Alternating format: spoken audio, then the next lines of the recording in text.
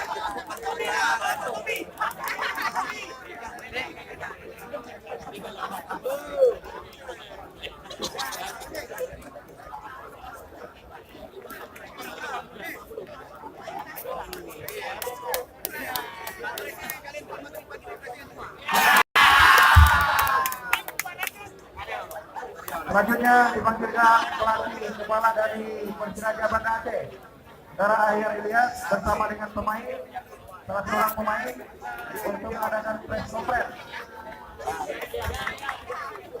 Sekali lagi panggilan kepada pelatih kepala Persiraja Banda Aceh, Saudara Ahyar Ilyas, ditemani oleh seorang pemain untuk mengadakan press conference di ruangan yang sudah disiapkan oleh pemain.